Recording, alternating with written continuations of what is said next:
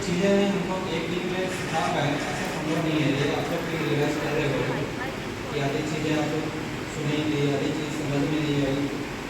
तो यहाँ ईमानदारी से देखेंगे 3-3 महीने विवेचक डायरी मतलब छुट्टी पे गया है, ट्रेनिंग में गया है, तो 3 महीने डायरी उसके पेटी में बंद है, ना थाना प्रभारी को मतलब है ना विवेचक को मतलब है।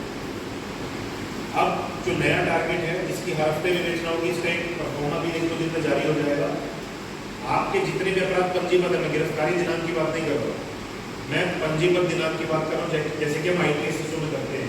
पंजीबद्ध होने के 60 या 90 दिन उसकी सजा की अवधि के हिसाब से उसके अंदर जो चालान पेश हो रहा है वो ठीक है, जो उसके बाहर पेश होगा उसमें हर एक विवेचन का स्पष्टीकरण दिया जाएगा। तो जैसा कि मैंने बताया, जितने चालान आपके 60-90 दिन उसके बाद पेश होंगे या पेंडिंग रहेंगे वो आपके ACR में काउंट होगा।